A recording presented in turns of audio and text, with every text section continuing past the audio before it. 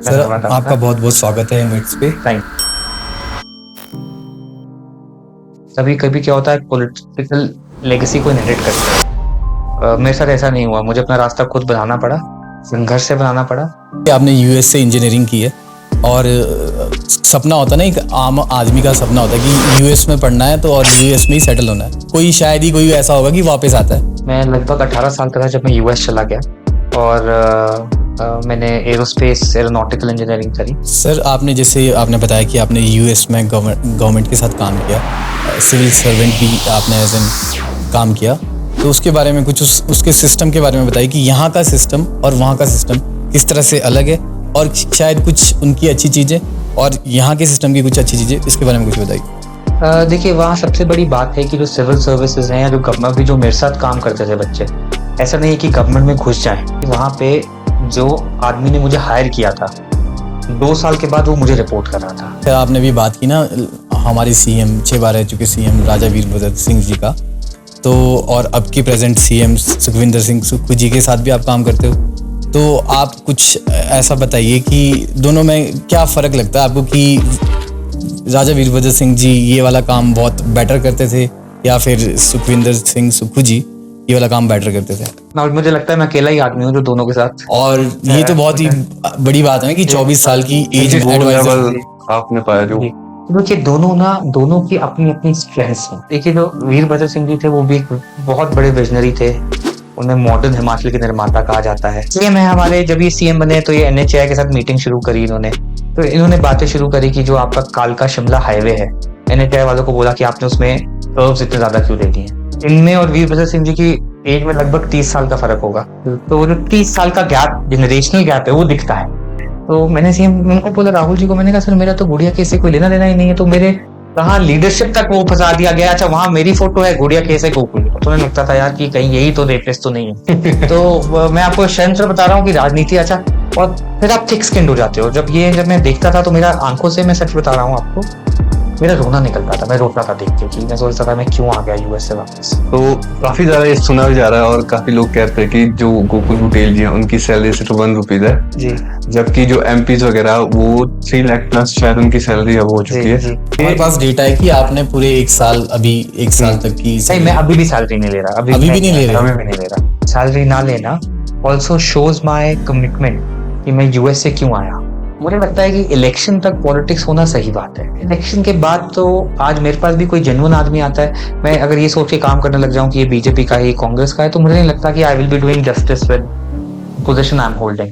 तो जो पहलगाम में अभी रिसेंटली बहुत बड़ा हादसा हुआ, तो आप इसके बारे में क्या कहना चाहोगे? बहुत अनफॉर्चुनेट है। मैं तो कभी, आप भी कहीं घूमने जा रहे हैं, किस माइंडसेट से जाते हैं, निहत्थे लोगों पर रिलीजन पूछ के वार करना, तो मुझे लगता है कि worst kind of crime in anywhere in the world. अक्सर न्यूज आ रही है आजकल कि संगठन में फूट है, जी, डिप्टी सीएम से नहीं मिलते। जी। आपको पता ही होगा, तो ऐसी अफवाहें क्यों है और कांग्रेस सच में इतनी अब आपस में उनका इतना अनबन हो चुकी है कि वो ऑफिस भी नहीं आ रही? क्योंकि हमने कई न्यूज में सुना कि डिप्टी सीएम 6 महीनों से 4 बार ऑफिस में आ रहे हैं। मुझे लगता है क्योंकि मेरा कमरा जो है डिप्टी सीएम से ज्यादा दूर नहीं है, और जब भी मैं दफ्तर जाता हूँ तो मुझे डिप्टी सीएम की दफ्तर के बाद बहुत बड़ा रश दिख जाता है। ये जो 4 वाली जो घटना है, इसका नंबर तो आपको सेक्रेटेरिएट से मिल जाएगा, ये बिल्कुल झूठ है। आज डिप्टी सीएम सेक्रेटेरिएट नहीं गए। जब ये खबर, मैं भी सुबह आज जब दफ्तर जा रहा था, मैं पढ़ रहा था, फिर मैंने फोन किया कि डिप्टी सीएम कहाँ है, बोले कैबिनेट में है। डिप्टी सीएम है चाहे वो सीएम है, I think everybody is together for progress of Himachal. सब चाहते हैं कि हिमाचल में कैसे हिमाचल की तरक्की हो सके, और इसके लिए सब एक है। अब पीछे उन्होंने मुझसे, कोई जर्नलिस्ट पूछ रहा था, उन्होंने बोला है षड्यंत्र का दौर चल रहा है, तो वायरल हुआ ना, षड्यंत्र का दौर चल रहा है। अब वो तो भाजपा के खिलाफ भी लिख सकते हैं, वो किसी के भी खिलाफ लिख सकते हैं।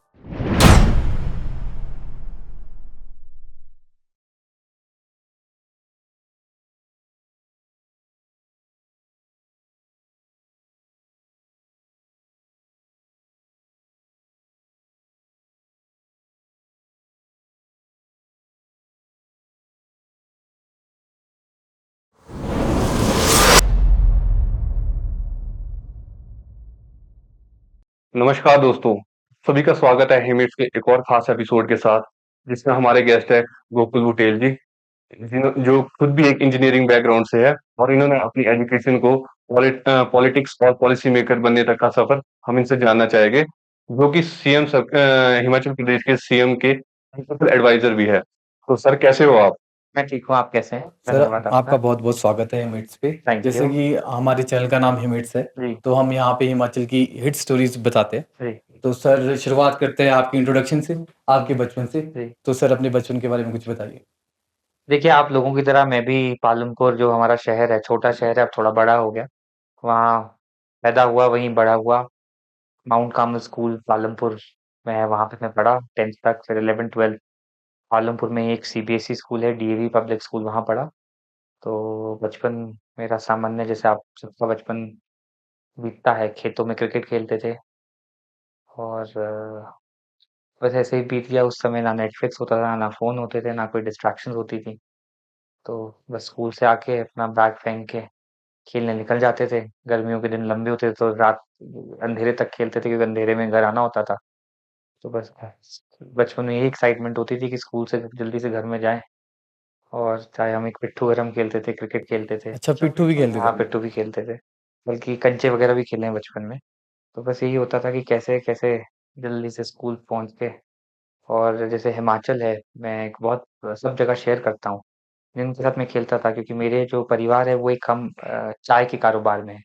तो मेरे जो दोस्त हैं वो सब हमारे जो टी प्लांटेशन में लोग काम करते हैं, उनके बच्चे थे। और या हमारे किसी एम्प्लॉयज़ के बच्चे थे। बहुत कम ऐसे बच्चे थे जो पड़ोस, क्योंकि आस-पड़ोस जो मेरा है वो टी एस्टेट वर्कर्स और टी एस्टेट के मैनेजर्स जो हैं उनसे सराउंडेड है। तो बहुत मार भी खाई है उनसे। तो कभी ऐसा बचपन में नहीं होता था कि ये हमारे मालिक का, बॉस का बेटा है, इसको नहीं मारना है। और हमारे भी मन में ऐसा कभी पेरेंट्स ने नहीं डाला कि वो तुम्हें नहीं मार सकते। तो लड़ाई होती थी, वो भी मुझे मारते थे, मैं भी उन्हें मारता था, जैसे बचपन में होता है। तो ये हिमाचल, और मुझे नहीं लगता कि ये मेरे लिए कोई असामान्य बात थी, क्योंकि हिमाचल अधिकतर ऐसा है। तो हिमाचल में सोशल इक्वालिटी है। और मैं जहाँ भी जाता हूँ मैं बड़ा फ़ख्र से बोलता हूँ। आज भी बच्चे मुझे मिलते हैं, कोई उनमें से पुलिस में कांस्टेबल बन गया है, कोई दुकान में काम कर रहा है, मगर जो बचपन की दोस्ती है वो बचपन की दोस्ती है। बिल्कुल। तो आपका पॉलिटिकल बैकग्राउंड भी रहा है, आप जी पॉलिटिकल जी फैमिली से जी बिलोंग करते हैं, जी। तो आप अपना कुछ बैकग्राउंड बताना चाहोगे? देखिए, मैं एक पॉलिटिकल फैमिली से बिलोंग करता हूँ। मेरे जो ग्रेट ग्रैंडफादर थे वो फ्रीडम फाइटर रहे हैं। मेरे जिस घर में मैं रहता हूँ पालमपुर में, वो 1860 में बना है। उस घर में पंडित नेहरू, महात्मा गांधी, सरदार पटेल, अनेकों लीडर्स आए हैं, एल्बम्स पड़ी हैं। तो जैसे ही हमारा फ्रीडम स्ट्रगल के बाद जाहिर सी बात है, जो लोग फ्रीडम स्ट्रगल में इन्वॉल्व थे वो पॉलिटिक्स में इन्वॉल्व हो गए। और जो मेरे ग्रेट ग्रैंडफादर हैं, 1951-52 में कन्हैया लाल जी, उन्होंने, जब हम पंजाब का भाग होते थे, उन्होंने वहां से चुनाव लड़ा, विजय रहे। फिर मेरे जो ग्रैंडफादर हैं वो उसके बाद राजनीति में आए। और वो हिमाचल प्रदेश कांग्रेस के अध्यक्ष भी रहे, जब हमें स्टेटहुड मिला 72। 3 मरतबा पालमपुर से विधायक रहे।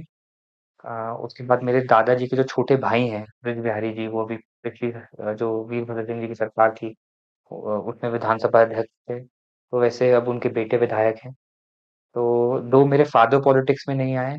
और आपके शो में बताना चाहूँगा, यस मुझे एक्सेस मिला, बट मैं बड़े क्लियरली बोल सकता हूँ कि कभी-कभी क्या होता है, पॉलिटिकल लेगेसी को इनहेरिट करते हैं। मेरे साथ ऐसा नहीं हुआ, मुझे अपना रास्ता खुद बनाना पड़ा, संघर्ष से बनाना पड़ा। क्योंकि जो पालमपुर की मेरी सीट है, वहाँ से मेरे बहुत ही सम्माननीय आशीष बुटेल जी, जो मेरे रिश्ते में उम्र में अबाउट 10-12 साल बड़े हैं वैसे, और रिश्ते में चाचा लगते हैं, एक ही घर में हम रहते हैं, वो हैं। तो मुझे पॉलिटिकल सिस्टम्स का पता था, बट मुझे, अगर मैं बोलूँ कि ऐसा नहीं हुआ कि मुझे कोई सीट थी कि अब ये तुम्हारे लिए सीट खाली कर दी गई है और यहाँ तुम्हें लड़ना है और ये तुम्हारी परिवार की सीट है। ऐसा नहीं हुआ। मैंने अपना स्ट्रगल करके, चाहे वो एआईसीसी में है, चाहे वहाँ है, तो वहाँ पे मुझे स्ट्रगल करके जहाँ भी मैं पहुँचा हूँ, और मुझे फ़क्र होता है बताते हुए। सर हमने सुना है कि आपने यूएस से इंजीनियरिंग की है, और सपना होता है ना, एक आम आदमी का सपना होता है कि यूएस में पढ़ना है तो और यूएस में ही सेटल होना है। बट आपके जब आपने इंजीनियरिंग की वहाँ से, और आप वहाँ से लौट के वापस इंडिया आए, जी। तो सर इसके बारे में बताइए कि वहाँ से इंजीनियरिंग करके कोई शायद ही कोई ऐसा होगा कि वापस आता है। तो उसके बारे में कुछ बताइए। आपने बिल्कुल ठीक कहा। मैं लगभग 18 साल का था जब मैं यूएस चला गया और मैंने एरोस्पेस एरोनॉटिकल इंजीनियरिंग करी और जब मैं करी और मैं यूएस में फिर मेरी जॉब लग गई।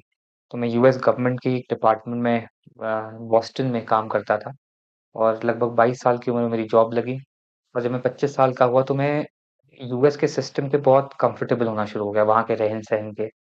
और जब एक बार मैं छुट्टी के लिए आया तो मुझे लगा कि मैं यूएस को ही बिलॉन्ग करता हूँ कि मैं तो क्योंकि आप जब आपके जीवन के 6-7 साल कहीं लग जाएँ, ये तो यूएस तो क्या है कोई चंडीगढ़ भी रहता है और चंडीगढ़ से जब गाँव में आता है उसे लगता है कि ये कहाँ मैं आ गया। हाँ, तो ये तो जब मैं एक यूएस से जब मैं आया क्योंकि वहाँ जो भी आप बोल लीजिए, एक बहुत ही सिस्टमैटिक हर डेवलप्ड कंट्री बहुत सिस्टमैटिक तरीके से चलती है। आपको अपने घर में बिजली लगानी है, आप ऑनलाइन एप्लीकेशन दोगे कि बिजली लगानी है, सुबह बिजली वाला आ जाएगा। किसी को ब्राइब देने की ज़रूरत नहीं और एक सिस्टम है। ये नहीं है कि आपकी चलती है तो रात को ही बिजली वाला आएगा। आपके लिए भी सुबह आएगा, प्रेज़िडेंट के लिए भी सुबह आएगा।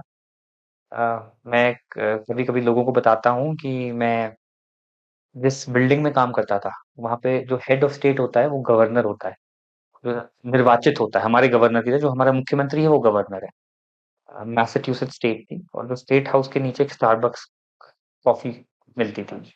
तो लाइन में लगते थे, सुबह-सुबह बहुत रश होता था।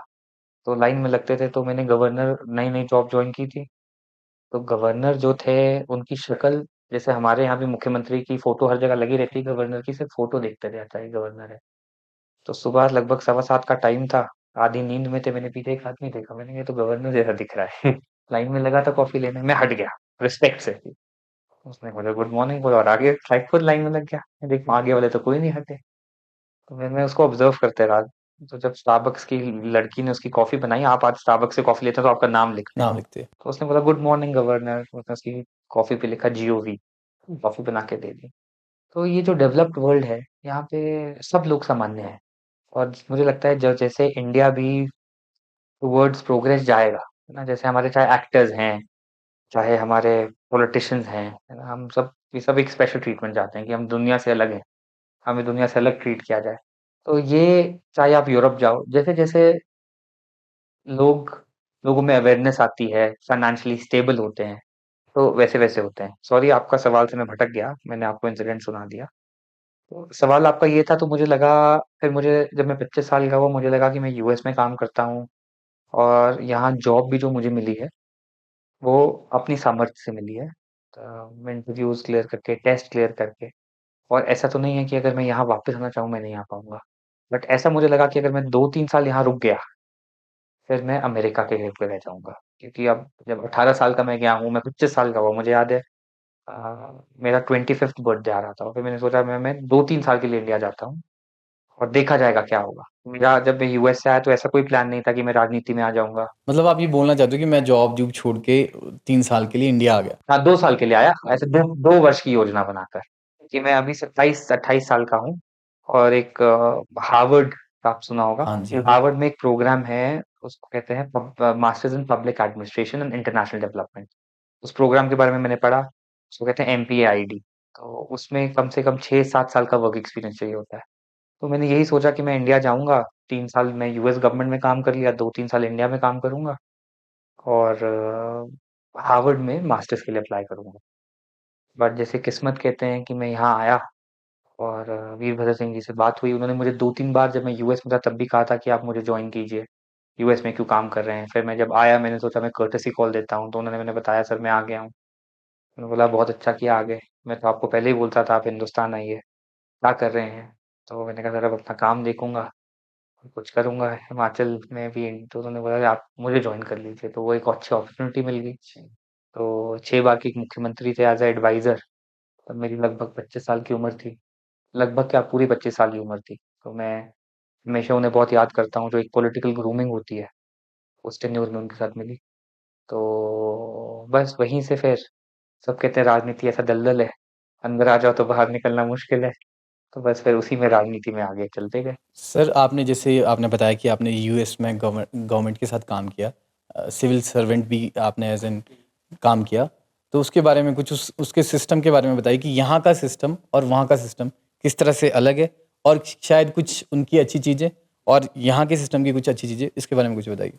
देखिए वहाँ सबसे बड़ी बात है कि जो सिविल सर्विसेज हैं या जो गवर्नमेंट भी जो मेरे साथ काम करते थे बच्चे, ऐसा नहीं है कि गवर्नमेंट में घुस जाएँ और गवर्नमेंट में ही रहेंगे। मैं एक एग्ज़ाम्पल बताता हूँ कि वहाँ पे जो आदमी ने मुझे हायर किया था, 2 साल के बाद वो मुझे रिपोर्ट कर रहा था और वो लगभग 75-70 साल का आदमी था। 68 का था, he was about to retire. वहाँ 70 इयर्स तक आप गवर्नमेंट में जॉब कर सकते हो, प्राइवेट में भी जॉब कर सकते हो। वहाँ पे 60 इयर्स रिटायरमेंट एज नहीं है। Till 70 if you want to continue. People retire at 65-70। तो मैं आपको बताना चाह रहा हूँ कि इतना सीनियर लेवल का ऑफिसर जिसने मुझे हायर किया, वो ही मुझे रिपोर्ट कर रहा है। मैं टीम लीड बन गया, वो मेरी टीम में आया। क्योंकि उसने डिसाइड किया कि अब वो last year of the job है, उसको वो एन्जॉय करना चाहता है और ज़्यादा प्रेशर नहीं लेना चाहता है। तो सबसे अच्छी बात है कि वहाँ पे कोई सीनियर जूनियर में ये नहीं होता कि आप सीनियर के सामने नहीं बोलोगे, जूनियर के सामने नहीं बोलोगे। सब आइडियाज़ के लिए सब खुले हैं और जो जूनियर मोस्ट भी आदमी है, उसको भी उतनी रिस्पेक्ट मिलेगी जितनी हेड ऑफ द स्टेट को मिलेगी। सब उनके लिए सामान्य है, आपके रोल्स डिफरेंट हैं, आप सब अलग भूमिका में हैं, तो ये अच्छी बात है। दूसरी बात उसकी अच्छी बात क्या है कि सिविल सर्विसेज़ की मैं बात करूँ तो वहाँ पे कोई काडर बेस्ड सिस्टम नहीं है, कि मैं 2018 बैच हूँ, 2015 बैच हूँ। तो अभी जो मेरा रिपोर्टिंग बॉस था, वो वहाँ से ट्रांसपोर्टेशन हम डिपार्टमेंट ऑफ ट्रांसपोर्टेशन के लिए काम करते थे, वो शंघाई चला गया चाइना में। तो शंघाई में कोई रैपिड रेलवेज़ का प्रोजेक्ट चल रहा था, ही स्टार्टेड वर्किंग देयर। अभी एक अबू धाबी से दुबई एक रेलवे लाइन बन रही है, तो मेरे काफ़ी कलीग्स वहाँ पहुँच गए। तो वहाँ पे लोग सिस्टम से निकलते हैं, आते हैं, तो गवर्नमेंट में ऐसा नहीं होता कि गवर्नमेंट में घुस गए, तो गवर्नमेंट में ही रह जाते हैं। और गवर्नमेंट में दूसरी बात क्या है कि पर्क्स नहीं मिलते हैं कि कोई घर मिलेगा, कोई गाड़ी मिलेगी, कोई ड्राइवर मिलेगा। वहाँ पे आपको सैलरी बहुत हाई देते हैं। सैलरी जो आपको देंगे वो लगभग एक जो प्राइवेट कंपनी में भी जैसे मैं ईवाई की बात कर लूँ, जो बड़ी-बड़ी 5 बिग कंसल्टेंसीज़ हैं। If you are working at a consultancy level, you are getting that much salary. तो उतनी सैलरी में काम कराते हैं। बट ये पर्क्स जो हैं ये हटा देते हैं। वो कहते हैं कि मतलब उनका सिस्टम वैसे ही बना हुआ है। हमने जो अपना सिस्टम है थोड़ा ब्रिटिश से इनहेरिट किया है, तो हमें जो ब्रिटिश राज के जो हैंगओवर जिसे हम कहेंगे, है ना? तो हमने थोड़ा-सा हम फाइलों में ज़्यादा घुस गए और वहाँ पे थोड़ी जैसे हम कभी-कभी कहते हैं एजाइल अप्रोच है। ऐसा नहीं है वो सिस्टम परफेक्ट है। हमारे सिस्टम में बहुत सी ऐसी अच्छी बातें भी हैं। अम, जो डेमोक्रेटिक सिस्टम है, बट जैसे आपकी पंचायत में विलेज लेवल पे एक फैसला होता है कि क्या पॉलिसी होनी चाहिए। वहाँ पे विलेज लेवल तक सिटीज़ के काउंसिल्स हैं, बट इतनी डेमोक्रेटाइज़ेशन नहीं है। But on the civil services point of view मुझे लगता है कि जब आप सिस्टम से आते जाते रहते हो तो आप अपने आप को अपग्रेड भी करते रहते हो। आपको देखना पड़ता है कि दुनिया में क्या बेटर चल रहा है, उसके हिसाब से अपने स्किल्स अपग्रेड करते हो और आप एक बॉक्स में ज़ाइलों में फँस नहीं जाते। सर जैसे आपने भी बात की ना हमारे सीएम 6 बार रह चुके सीएम राजा वीरभद्र सिंह जी का, तो और अब के प्रेजेंट सीएम सुखविंदर सिंह सुक्खू जी के साथ भी आप काम करते हो। तो आप कुछ ऐसा बताइए कि दोनों में क्या फ़र्क लगता है आपको कि राजा वीरभद्र सिंह जी ये वाला काम बहुत बेटर करते थे या फिर सुखविंदर सिंह सुक्खू जी ये वाला काम बेटर करते थे? देखिए दोनों के क्योंकि आपने दोनों के साथ जी, काम जी। किया और मुझे लगता है मैं अकेला ही आदमी हूँ जो दोनों के साथ और ये तो बहुत ही बड़ी बात है कि जी, 24 साल की एज 35 में साल की एज में आपने वो एडवाइज़र लेवल आपने पाया जो जी। तो देखिए दोनों की अपनी-अपनी स्ट्रेंथ्स हैं, है ना? अब दोनों मुख्यमंत्री रहे हैं, मैं किसी की भी वीकनेसेस बोलने के लिए मैं बहुत छोटा हूँ। किसी भी मुख्यमंत्री की, चाहे वो जयराम ठाकुर हो, चाहे शांता चलो कुमार आप हो, वीकनेस मत है ना? बताओ, आप नहीं, सरकार मैं में। चलो मैं वीकनेस भी नहीं, मैं देखो दोनों की अपनी स्ट्रेंथ्स हैं। स्ट्रेंथ्स ये हैं, देखिए जो वीरभद्र सिंह जी थे, वो भी एक बहुत बड़े विज़नरी थे। उन्हें मॉडर्न हिमाचल के निर्माता कहा जाता है। तो जब हम सड़कों पे चलते थे, अब जैसे मैं उनके साथ एक बार एक उतराला गाँव है बैजनाथ के ऊपर, वहाँ गए हैं दौरे में। तो जब उतराला गए तो वो बड़े खुशी से मुझे बता रहे थे कि जब वो पहले उतराला जो होता था वो मंडी लोकसभा में था। वो हुँ। मुझे बोल रहे थे कि मैं पहली बार इस जब चुनाव क्षेत्र में आया तो मैं घोड़े पे आया और रास्ता नहीं होता था।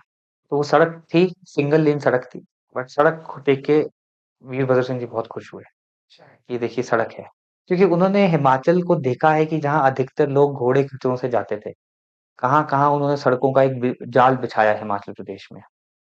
मैं सड़कों का एग्ज़ाम्पल दे रहा हूँ क्योंकि सब कोई इससे रिलेट कर सकता है। उनकी वो विज़न थी। आज हमारे घर में कोई बुज़ुर्ग है 70, 80, 85 साल का तो उनकी एक विज़न है। बट वो कई जगह लिमिटेड भी होते हैं। लिमिटेड इसलिए होते हैं क्योंकि आज की दौर की उस एज में शायद सैटिस्फैक्शन जल्दी आ जाती है। ये सैटिस्फैक्शन की बात नहीं है। मुझे लगता है कि आप लिमिटेड होते हो, है ना? राजा साहब की चलो जो भी लिमिटेड थी जैसे मैं बहुत हँसता हूँ कि वो वाई-फाई को हाई-फाई बोलते थे। उनको नहीं पता था। अब आप भी किसी मैं अपने बिल्कुल। ग्रैंडफ़ादर को बोलूँ है ना, उसमें कोई बट वो कैसे सोचते थे कि यार गोकुल को पता है, तो ये गोकुल टेक्नोलॉजी के बारे में सही कहेगा। बहुत बार मैंने कुछ सुझाव दिए जिनको ब्यूरोक्रेट्स ने अपोज़ किया, वो बोलते थे नहीं ये लड़का अमेरिका से आया है, ये इसको सही कह ये रहा सही है। बोले। तो मुझे बहुत खुशी होती थी कि ये देखिए एक वो इनको ट्रस्ट, वो विश्वास अपनी ट्रस्ट। हाँ। सीएम है हमारे, जब ये सीएम बने तो ये एनएचएआई के साथ मीटिंग शुरू करी इन्होंने। तो इन्होंने बातें शुरू करी कि जो आपका कालका शिमला हाईवे है, एनएचएआई वालों को बोला कि आपने उसमें कर्व्स इतने ज़्यादा क्यों दे दिए हैं? जब आप नया हाईवे बना रहे हैं इसे सीधा बनाइए, डिस्टेंस कम करिए। क्योंकि ये इनमें और वीरभद्र सिंह जी की एज में लगभग 30 साल का फ़र्क होगा। तो वो जो 30 साल का गैप, जनरेशनल गैप है, वो दिखता है। वो एस्पिरेशनल यूथ की तरह समझते हैं ये, कि यूथ के एस्पिरेशन क्या हैं। ये आत्मनिर्भर हिमाचल की बात कर रहे हैं। सुखविंदर जी ग्रीन एनर्जी की बात कर रहे हैं। हिमाचल को फर्स्ट ग्रीन स्टेट बनाने की बात कर रहे हैं। ईवी व्हीकल्स की बात कर रहे हैं। डेटा सेंटर्स की बात कर रहे हैं। तो ये जो चीज़ें हैं ये एक अपना तरीके का इसमें आउटलुक लेके आए हैं, और जो भी मुख्यमंत्री आता है वो नई-नई आउटलुक्स लाता है। और देखिए वीरभद्र सिंह जी के भी 6 टेन्योर रहे हैं। तो 6 टेन्योर में जो उनका काम था वो दिखता है, और इसीलिए उन्हें मॉडर्न हिमाचल के अभी जो मुख्यमंत्री हैं, इन्हें लगभग 2 साल हुए हैं। दोस्त। तो मुझे लगता है कि इनका भी, जैसे मैं सबसे बड़ा एग्जांपल देता हूँ कांगड़ा एयरपोर्ट का एक्सपेंशन। अभी आज की डेट में अनफॉर्चुनेटली ये श्रीनगर में पहलगाम में घटना हो गई। श्रीनगर लगभग 30 फ्लाइट्स दिन की आती थी और 30 जाती थी। तो आप देख लीजिए 60 फ्लाइट्स, और जो प्लेन आते हैं ये आते थे 727 320 सीरीज एयरबस के और बोइंग के। ये 250 सीटर प्लेन होता है। तो आप 250 मल्टीप्लाई बाय 60 कर लो। इतना high paying tourist, high paying जो फ्लाइट में आता है पैसे खर्चता है, ये श्रीनगर आता है। आज हमारे हिमाचल में कोई भी हवाई अड्डा नहीं है। जो बड़ा हो सकता है, छोटे-छोटे हैं, तीनों हैं। जो बड़े हवाई अड्डे, जो जहाँ पे एक हमारा बोइंग 727 या बड़ा जहाज उतर सके, क्योंकि अधिकतर एयरलाइंस के पास यही है। और यही आज जो शिमला की भी फ्लाइट है छोटी, 30,000 की टिकट बेचेंगे, फिर 21,000 की टिकट हो जाएगी। तो 21,000 की टिकट ले जाना बड़ा मुश्किल है। तो गग्गल एयरपोर्ट जो है एक स्टेट जिसका बजट 50,000 करोड़ के लगभग है, और एयरपोर्ट लैंड एक्विजिशन में ही 6,000 करोड़, और एयरपोर्ट बनाने की कॉस्ट लगभग 12,000 से 15,000 करोड़। अब देखिए कितना बड़ा हिमाचल का बजट का हिस्सा वहां जा रहा है। और ये एक विजन है सीएम साहब की, जो कई लोग बोलेंगे नहीं जी खराब है, एयरपोर्ट से क्या होगा, बट ये इकोनॉमी किक इन करता है। एयरपोर्ट एयरपोर्ट बनेगा, ढाबे वाले का ढाबा चलेगा, टैक्सी वाले के साथ टैक्सी ज्यादा चलेगी, होम स्टे चलेंगे, होटल चलेंगे, जो हमारा एडवेंचर टूरिज्म है वो बढ़ेगा, क्योंकि आदमी आएगा कहीं तो पैसा खर्चेगा। बाइक रेंटल्स, छोटी छोटी चीजें हैं, टूर गाइड्स, जीएसटी आएगा। आज हम बोलते हैं पैसा नहीं है, पैसा नहीं, पैसा इसलिए नहीं है भाई साहब, क्योंकि हिमाचल ने कभी रिसोर्स मोबिलाइजेशन की पैसे कहाँ से जनरेट हो ये सोचा ही नहीं। हम हमेशा से, आज की बात नहीं है, पिछली जो जयराम सरकार थी, इससे सीएम साहब मुझे बता रहे थे 150,000 crore rupees central help I है। 150,000 करोड़ छोटा नंबर नहीं है ये। हिमाचल प्रदेश का जितना बजट है उसका 3 टाइम्स ये पिछले 5 साल में आई है, और हमें 30 हजार करोड़ के करीब भी आएगी नहीं, जो भी प्रोजेक्शन है अभी 12-13 हजार करोड़ रुपए आई है। तो ये जो है हिमाचल कब तक जाके सेंटर के आगे या किसी और फंडिंग के आगे मांगता रहेगा? आपको कभी ना कभी तो हिमाचल में अपार संभावनाएं हैं। अपना जीएसटी इनटेक बढ़ाना है, और ऐसे देखना है कि कहाँ-कहाँ से हम पैसे जनरेट कर सकें। तो यही सीएम साहब का बहुत बड़ा फोकस है, और मुझे लगता है जो आने वाली हमारी पीढ़ी है ना, उसके लिए ये बहुत अच्छा रहेगा। ये जैसे अगर अभी हम सब बैठे हैं, 20s में हैं, 30s में हैं, हम सबके लिए बहुत अच्छा रहेगा, क्योंकि हिमाचल के फ्यूचर के बारे में ही सोच रहे हैं। तो आपका जो आप पॉलिटिकल बैकग्राउंड से बिलॉन्ग जी, करते हो, जी, और आपने अपने करियर की शुरुआत टेक और एजुकेशन में ही की। जी, जी। तो आपने ये डिसीजन कैसे लिया कि मुझे पॉलिटिक्स में ही ना जाकर पहले अपनी एजुकेशन कंप्लीट करनी चाहिए और एक अच्छी डिग्री और अच्छी एजुकेशन लेके मैं वापस इसी फील्ड में आऊँगा? देखिए इसका श्रेय मैं अपनी माता को दूँगा। मेरी मम्मी जो थी उन्होंने, जैसे मुझे पायलट बनना था, तो उन्होंने कहा कि आप इंजीनियरिंग कर लो, वो प्लेन उड़ाना सीख लो। मगर आप जब तक इंजीनियरिंग नहीं करोगे, तब तक, तो वो हमेशा पुश करती रहती थी। वो मुझे कहती थी चाहे पॉलिटिक्स में आना है, नहीं आना है, आप अभी यूट्यूब में जाएँगे, तो आप अगर मेरा नाम सर्च करेंगे, तो आपको कम 15 साल पुराने मेरे वीडियोज़ दिखेंगे। बिल्कुल। मेरी यूनिवर्सिटी में डिबेट करते हुए, और अमेरिकन बच्चों के साथ डिबेट कर रहा हूँ, वहाँ मेरे भाषण देते हुए। तो क्या हुआ, जब मैं इंजीनियरिंग भी कर रहा था, तो मैं बहुत पैशनेट हो गया कि मैं अपनी यूनिवर्सिटी की पॉलिटिक्स में कभी कोई चीज कहते हैं कि खून में होती खून में है। तो मेरे माता पिता ने तो सोचा चलो यूएस चला गया, अपना अच्छा करियर बनाएगा, 10-20 साल वहां काम करेगा और पालमपुर आके फिर चाय बगान देखेगा जब रिटायरमेंट की एज आएगी। तो उनकी भी पुश थी कि ठीक है, क्योंकि आज मैं आपको बताऊं कि कोई भी पेरेंट चाहता नहीं कि मेरा बच्चा यहाँ घुसे, पॉलिटिक्स में घुसे। पॉलिटिक्स में घुसे। क्योंकि और स्पेशली जब आप पढ़ लिख जाते हो तो लोग कहते हैं कि मैं कभी भी पॉलिटिक्स में भी बताऊं कि मेरे पास पायलट लाइसेंस है, मैं इंजीनियर हूँ, तो अरे राजनीति में क्यों आ गए इसमें फिर? तो अंगूठा छाप जाते हाँ, हैं। नहीं अंगूठा छाप भी नहीं, क्योंकि अब क्या हो गया है कि इसमें जो हमारे घर में बोलते हमारी जो हैं। डिग्रेडेशन हो गई है ना पॉलिटिक्स की। पहले आप देखते थे वीरभद्र सिंह जी का एग्जाम्पल ले लो, एमए इकोनॉमिक्स थे, अभी चलो हमारे जो सीएम है ये भी लॉयर हैं, है ना। अब तो क्या है कि जो मतलब आधे हमारे जो लोग आ रहे हैं, कोई क्रशर वाले आ गया, कोई दूसरा आ गया, कोई तीसरा आ गया, तो इंटेंशन शायद सही हो, मगर आज कोई बोले कि बड़ा कोई लर्नेड आदमी, पढ़ा लिखा आदमी राजनीति में आना चाह रहा है तो वो बहुत कम है, क्योंकि इसमें एक तो शॉर्टकट कंपटीशन है। क्योंकि यहाँ पे जिसे कहते हैं कि षड्यंत्र सबसे ज्यादा राजनीति में होते हैं, आपके विरोधी आपके खिलाफ कुछ भी चला के बिल्कुल, कुछ भी करके आपको किसी भी चीज में गिराने की हाँ कोशिश की। गिराने की कोशिश करते हैं। और मेरा ऐसा नहीं है, मेरे भी अपने शेर और षड्यंत्र रहे हैं, और मैं बड़ा आपको याद होगा आपके चैनल में आज मैं बताता हूँ वो गुड़िया कांड हुआ, बिल्कुल, है ना, और उसमें वीरभद्र सिंह जी के फेसबुक पे किसी ने फोटोज डाल दी, 7 फोटोज। 7 फोटोज फ़ोटोज़ डाल दी डाली है ना, थी। मेरा ना लेना था, अच्छा उस समय मैं था पालमपुर बैठा हुआ, 7 फोटोज डाल दी। और जब सीबीआई जांच हुई तो बोला जी ये गोकुल जी की वजह से, वो मुझसे पूछे आप वहां गए हैं, गुड़िया को जानते थे? मैंने कहा यार नाम है, उस क्षेत्र में कभी गया हूँ।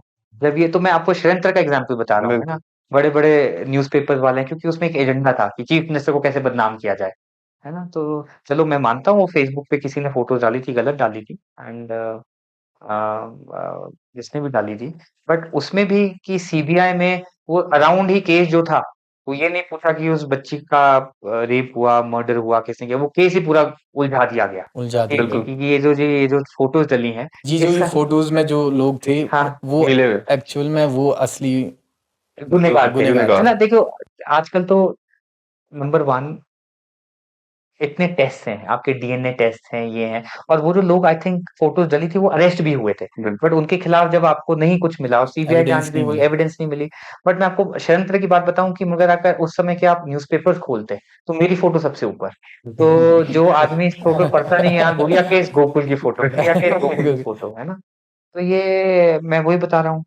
और उस समय जब मैं टिकट की भी माँग कर रहा था, तो अब मेरी लीडरशिप को बोल दिया कि जी देखो, ये गोकुल तो उस केस में इन्वॉल्व्ड है। मैं विधायक का चुनाव लड़ना चाहता था, और जो हमारे शीर्ष नेतृत्व है, राहुल जी ने मुझे एनकरेज किया कि जाइए आप चुनाव लड़िए।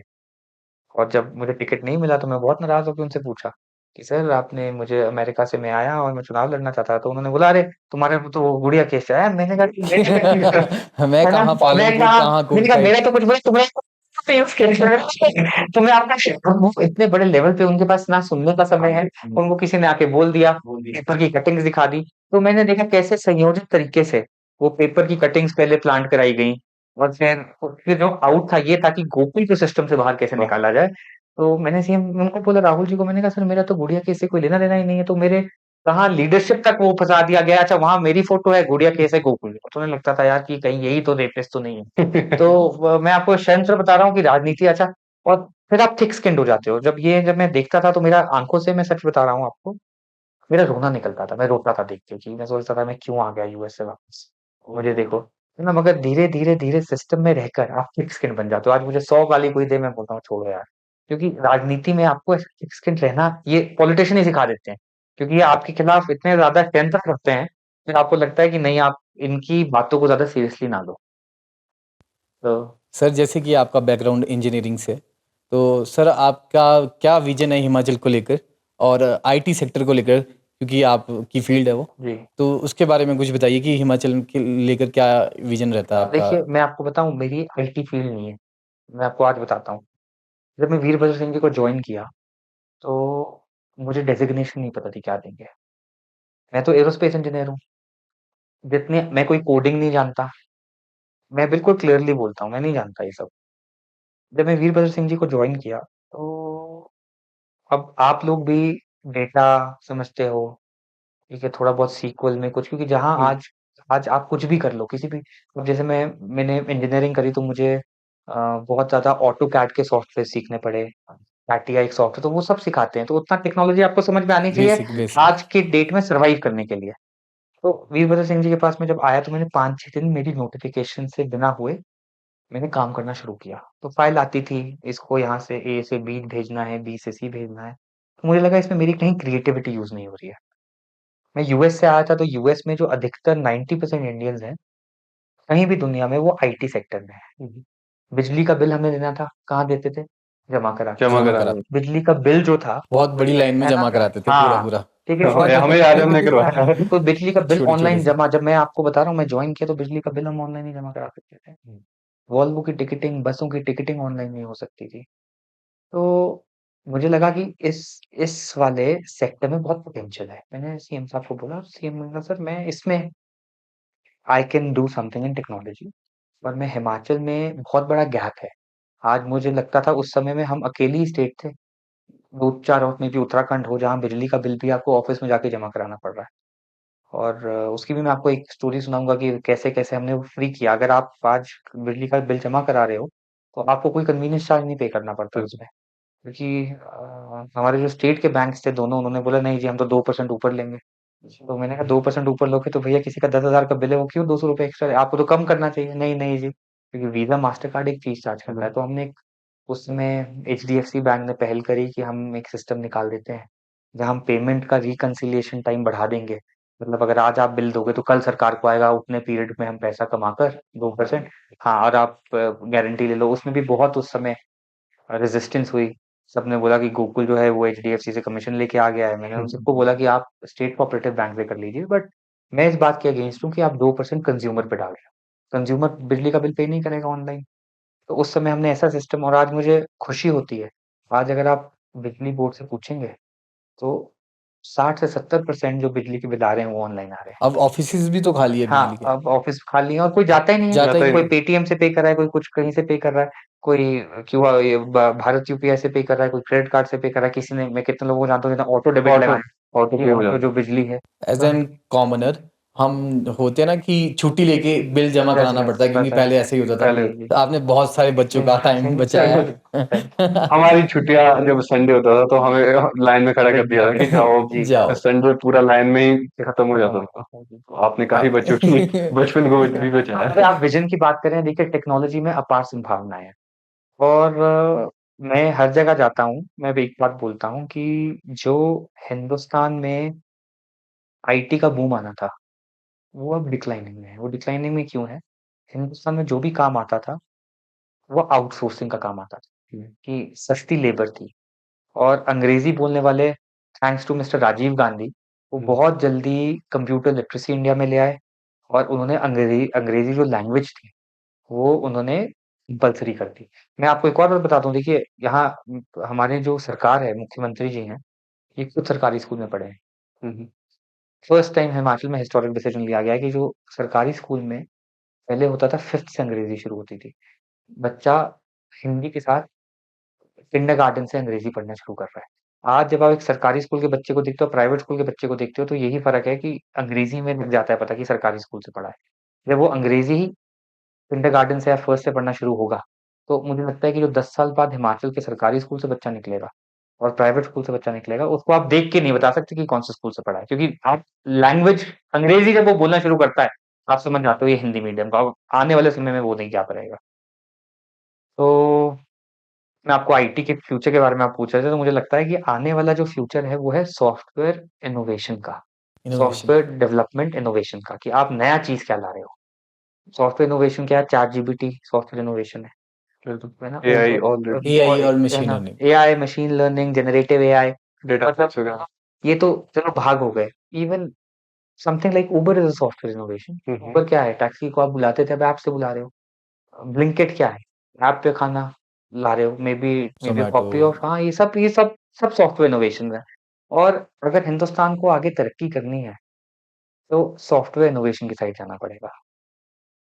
इनोवेशन जो है वो दिल्ली में, बैंगलोर में, गुड़गाँव में बैठ के नहीं हो सकती। वो हो सकती है शांत माहौल में। क्योंकि आपको क्रिटिकल थिंकिंग जिसे हम कहते हैं, साधु संत भी आते थे मेडिटेट करने, हिमालय जाते हैं। कोई आप हिंदी पिक्चर का कभी आपको देखेंगे, इम्तियाज अली इतने आते हैं, घूमते हैं शिमला। क्यों आते हैं? इतने लिरिसिस्ट यहाँ आते हैं, खुशवंत सिंह हमारे फेमस राइटर थे, कसौली में बिल्कुल रहते थे। वो तो क्योंकि यहाँ पे पहाड़ों में या नेचर के बीच में आके आपकी जो क्रिएटिव थिंकिंग है ये स्टिमुलेट होती है। तो ये जो स्टिमुलेट होती है, मुझे लगता है Himachal can be a leader in this. We are not, we are taking steps कि हम कैसे इसमें लीडर बने। हम लोगों को इनवाइट कर रहे हैं, कंपनीज को इनवाइट कर रहे हैं कि आइए। जिस शहर में मैं रहता हूँ पालमपुर, उसमें मैंने अभी एक आईआईटी जो मंडी है, उसका यही एआई एमएल का कैंपस एस्टैब्लिश करने के लिए उन्हें रिक्वेस्ट किया था, क्योंकि मैं आईआईटी के कैटलिस्ट एक उसकी बॉडी होती है, उसके बोर्ड ऑफ गवर्नर्स में हूँ। तो वो एक 130 एकड़ में सेटअप कर रहे हैं। मैं सैमसंग से बात कर रहा था कि सैमसंग अपना आर&डी वहाँ मूव कर सके, क्योंकि सैमसंग की आर&डी जो है अभी वो कोरिया में है। हाँ, सैमसंग बनाता यहाँ है, आर&डी हम्म, कोरिया में होती है। एक उनके 2 आर&डी सेंटर्स हैं, गुड़गाँव में है और एक बैंगलोर में है, व्हाइटफील्ड के आसपास शायद। तो मैं उन्हें यही कह रहा था कि आप बैंगलोर में और यहाँ आर&डी कर रहे हैं, आप क्यों ना आके। तो दे वर आल्सो वेरी इंटरेस्टेड और सैमसंग को ये आइडिया पसंद आया। अब मुझे नहीं पता हम कितने सक्सेसफुल होते हैं, बट वो 250-300 करोड़ का एक आर&डी सेंटर, दो इतना बड़ा नहीं होगा, बट जो इक्विपमेंट लगेगा उसमें। तो अभी जो गैलेक्सी के फोन्स हैं, अगर हमारे एफर्ट्स रंग लाए और भगवान ने चाहा, तो गैलेक्सी जो फोन आप S25 चल रहा है, अच्छा, जो 28 और 29 आएंगे वो डिजाइन हिमाचल होंगे। ये तो बहुत ही अच्छी बहुत बात बढ़िया है। बात है। सर, आपने जैसे अभी आईटी और इनोवेशन की बात की, तो अभी मैंने आपका इंटरव्यू देखा था 7 साल पहले, आईटी पार्क, उस पे क्या काम कर रही है गवर्नमेंट। 7 साल पहले की बात है वो, जी जी आपको भी पता जी है। जी जी 7-8 साल पहले की जी बात है। जी और अभी तक उसकी क्या प्रोग्रेस है। जी। मैं बहुत, आपने अच्छा किया है ये। क्योंकि सर, जैसे कि अभी हम सब कॉमनर है, नहीं नहीं जी कॉमनर है, जी और हम पढ़ाई इंजीनियरिंग की यहाँ से करते हैं, जी। और हमें जॉब्स करने बाहर जाना बेंगलोर, पड़ेगा, गुड़गांव, बिल्कुल। या फिर कोई जो आईआईटी कर रहा है यूएस जाएगा, या तो इसके पीछे कहाँ ढीली है गवर्नमेंट, मैं आपको इसके बारे में बताता हूँ, बताइए। मैं बहुत खुशी है आपने मुझसे ये पूछा। देखिए, जो आईटी पार्क से दो, हमने एक एसटीपीआई, जब मैं पिछली बार वीरभद्र सिंह जी की सरकार में था, कि मुझे बिल्कुल युवा होने के नाते, और जो आप दिक्कत कह रहे हैं, मैं पालमपुर में मैंने 12th करी अपनी। आज मेरा एक क्लासमेट आया था, वो डॉक्टर है आईजीएमसी में, तो मुझसे मिलने आया, ट्रांसफर रिलेटेड, मुझे कम से कम 15-20 साल के बाद मिला होगा आज। तो मगर मेरे अगर क्लास में 60 बच्चे थे, 50 हिमाचल से बाहर हैं और 30 इंडिया से ही बाहर हैं। और पालमपुर में मुझे बहुत मुश्किल होती है कोई यूथ को ढूंढने की जो यार मेरे साथ पढ़ा हो। है ही नहीं कोई, दिवाली पे आएंगे, क्योंकि अपॉर्चुनिटी नहीं। और अगर मैं भी गवर्नमेंट में नहीं होता तो मेरे लिए भी क्या अपॉर्चुनिटी है। आप भी यूएस में ही यूएस में। सेटल्ड हो। तो मैं पिछली सरकार से मानता हूँ कि हिमाचल में अपॉर्चुनिटी नंबर वन क्रिएट करने की जरूरत है। तो एसटीपीआई है, मैं आपको पूरा प्रोसेस बताता हूँ। हमने एसटीपीआई को अप्रोच किया जो आईटी पार्क बनाता है। एसटीपीआई क्या करता है, जैसे आपने वी वर्क सुना होगा, अब जैसा आप लोगों ने चैनल बनाया, अब आप लोग का मुझे नहीं पता कहीं स्टूडियो है नहीं है। अगर आप लोग स्टूडियो बनाना चाहें, आपको देखिए as a young entrepreneur, budding entrepreneur, एक स्टूडियो की जगह लेंगे, खरीदेंगे, रेंट पे लेंगे। रेंट ही 20,000 रुपया होगा, उतना रेवेन्यू स्ट्रीम है नहीं है। हिमाचल में स्वरोजगार की बहुत अपार अपॉर्चुनिटीज है, छोटी कंपनीज भी अपना ऑफिस खोल सकती हैं। तो हमने एसटीपीआई को कहा, जब हमारी जो बिल्डिंग है, आईटी की बिल्डिंग होती थी, वो महली में नई बिल्डिंग में मूव करी, तो हमने एसटीपीआई को कहा कि आप हमारी ये जगह लीजिए। तो जब मैंने एसटीपीआई की डीजी से बात करी, मिस्टर शर्मा होते थे, ये 2015 की मैं आपको बात बता रहा हूँ। तो उन्होंने मुझे बोला कि नहीं गोकुल जी, हिमाचल में कौन क्या, नहीं हो पाएगा सर, एसटीपीआई। इतना यूथ हाँ कहाँ जा रहा है। हाँ, तो उन्हें देखिए, वो जो दिल्ली में बैठ के उन्हें समझ नहीं आ रहा था, क्योंकि बिल्कुल। हिमाचली में, हिमाचल आईटी की तरफ है। मैंने कहा सर ऐसा है, आप हमें आईटी पार्क मत दीजिए, हमारी एग्जिस्टिंग बिल्डिंग है, और आप एसटीपीआई में चलाइए। एसटीपीआई मैंने जैसे आपको बताया कि it is like we work. क्या है कि आपको एक कमरा दे दिया जाएगा, उसमें कॉन्फ्रेंस रूम्स हैं, इंटरनेट की फैसिलिटी है, कोई आपसे मिलने आ रहा है तो इंटरनेट है, डेटा सेंटर है। तो ये एसटीपीआई में सब कुछ होता है जो एक basic successful needs. Basic needs startup को, आईटी बेस्ड स्टार्टअप को चाहिए। तो एसटीपीआई ने जब हमारी बिल्डिंग में आईटी, पुरानी जो ओल्ड आईटी बिल्डिंग थी उसमें चलाया, एसटीपीआई को इतना रिस्पॉन्स आया, और एक इंस्टा ब्लॉग्स की नाम की कंपनी थी, वो यहाँ इंक्यूबेट हुई उसी एसटीपीआई में। तो आई थिंक उस समय उन्होंने 25 करोड़ की, शिमला के ही आदमी थे, मैं अब आज मैं भूल गया उनका नाम, 25 करोड़ की या 2.5 करोड़ की, इन दो अमाउंट था, मुझे याद नहीं, 2.5 करोड़ या 25 करोड़, इंस्टा ब्लॉग उन्होंने एक इंक्यूबेट किया, बेच दिया वहीं। तो एसटीपीआई वाले खुश हुए कि हाँ नहीं, हिमाचल में पोटेंशियल। तो मैंने 2 आईटी पार्क सैंक्शन कराए। उसमें फंडिंग एसटीपीआई की थी, स्टेट गवर्नमेंट ने लैंड देनी थी, और बहुत पापड़ बेलने पड़े क्योंकि उस समय भी मोदी सरकार थी। भारत सरकार के जो मंत्री थे रविशंकर प्रसाद जी, उनसे मिले। चलिए उन्हें लिए तो छोटी ही चीज थी। तो उन्होंने दोनों एसटीपीआई सैंक्शन करे। 2017 में सरकार चली गई। शिमला की जो एसटीपीआई की फाउंडेशन है वो उस समय के यूनियन मिनिस्टर रख गए। और दो, मैं झूठ नहीं बोलूंगा, मैं पालमपुर से हूँ तो मेरी कोशिश थी कि वो आईटी पार्क पालमपुर में आए। बट एसटीपीआई ने बोला कि नहीं, पालमपुर नहीं, हम गग्गल एयरपोर्ट के आसपास जमीन दीजिए। तो हमने एयरपोर्ट के आसपास उन्हें जमीन दी। और मेरे दिल में धक-धक होती थी कि यार ये देखो, ये जो आईटी पार्क है लेके मैं आया हूँ, बट ये कोई नई सरकार इसको इनॉग्रेट करेगी। चलिए धक-धक भी छोड़िए, मुझे खुशी भी होती थी कि ठीक है हम लेके आए हैं। और कइयों को तो पता है कि मैं ही लेके आया हूँ। कोविड आया। जिस दिन मुझे मेरी अपॉइंटमेंट हुई, मैं धर्मशाला गया। तो धर्मशाला का आईटी पार्क है और धर्मशाला का आईटी पार्क में बिल्डिंग रेडी है और काम कोई कर नहीं रहा था वहाँ। तो मैंने जो उस समय के आईटी के सेक्रेटरी थे और डायरेक्टर थे, दोनों को बोला कि आप एसटीपीआई में जिसको टेंडर दिया गया है, गुजरात की कंपनी थी सीपीडब्ल्यूडी ने टेंडर किया था, कि इन्हें बुलाइए। तो उन्हें बुलाया गया। मैंने पूछा कि आपका टेंडर क्यों ना कैंसिल किया जाए, आपने तो 2021 की कंप्लीशन डेट दी थी। उन्होंने बोला सर कोविड आ गया। उसके बाद मैं बोला सर ये पेड़ लगाए हैं आम का इधर। मैंने कहा फिर इसकी परमिशन नहीं आ रही काटने की। अच्छा। देखिए मैं इतना सा। देखिए मैं प्रत्यारोप नहीं लगा रहा, बट आपको मैं बता रहा हूँ कि यहाँ रोजगार की बात करते हैं, है ना? तो ये पिछली गवर्नमेंट कितनी गंभीर थी इस बारे में कि 35-40 करोड़ रुपए आया है। 600-800 बच्चों को रोजगार डायरेक्ट मिलना था। इनडायरेक्ट की बात करोगे तो 25। और 800 बच्चों को, ये नहीं कि आप ड्राइवर का रोजगार या आप पीएन का रोजगार पैदा कर रहे हैं, आप इंजीनियर्स का रोजगार पैदा कर रहे हैं, जो पढ़े लिखे बच्चे हैं, ड्रीम है। तो मैंने बोला अच्छा, पेड़ काटने की परमिशन नहीं है, कहाँ है? कंसर्न डीएफओ को वहीं से, तब सुधीर शर्मा जी हमारी पार्टी में होते थे, विधायक धर्मशाला के थे, वो भी गए साथ में देखने। डीएफओ साहब को फोन किया, हाँ जी सर ये तो परमिशन आई शिमला से, हेडक्वार्टर से। हफ्ते के अंदर वो परमिशन आ गई और आज मुझे बताते बहुत खुशी हो रही है कि वो आईटी पार्क जो है आपका भी धर्मशाला है वो कंप्लीट हो चुका है। और उसमें पिछली बार जो फ्लड्स आए उसमें उसकी सड़क बह गई। तो माननीय मुख्यमंत्री जी का कहना था कि इनॉग्रेट तभी करेंगे जब ब्रिज बन जाएगा। तो अभी ब्रिज का काम टेंडर लगा हुआ है। मैं हर रोज पूछता हूँ आके, तो with in before this winter session वो एसटीपीआई, अभी आप जाएंगे लाइटें, सब खिड़की सब तैयार है बिल्डिंग। बट सीएम साहब का मानना है जो बात ना कही कि रोड, सड़क, क्योंकि अगर आप किसी अच्छी कंपनी को बुलाना चाहते हो, अभी वहां पे इतला सा जौन सा, कौन सा ब्रिज कहते हैं वो जो उसे, नहीं नहीं, जो आर्मी वाले भी लगाते हैं, जो, मैं नाम भूल गया आयरन होगा। स्टील से बना हाँ होता स्टील से बना होता है, उसका नाम होता है, मैं नाम भूल गया। वो वाला ब्रिज लगा हुआ है। मारुति 800 या एक गाड़ी निकल जाएगी। बट सीएम साहब जब गए, मैं उनको लेके गया था, जब वो काम, उनका कहना था कि नहीं बड़ा ब्रिज बनाओ। 5.5 करोड़ रुपया उसकी स्टेट गवर्नमेंट ने उसको दिया, जो रिवर प्रोटेक्शन होनी चाहिए ताकि रिवर दोबारा से फ्लड के साथ में वो बन रहा है। तो वो आईटी पार्क जो है वो 2000, आपके चैनल में मैं बोल रहा हूँ 25 में हम बैठे हैं, 25 में ही वो फंक्शनल हो जाएगा। और जो शिमला का आईटी पार्क है वो 25 एंड में नहीं तो 26 में हो जाएगा।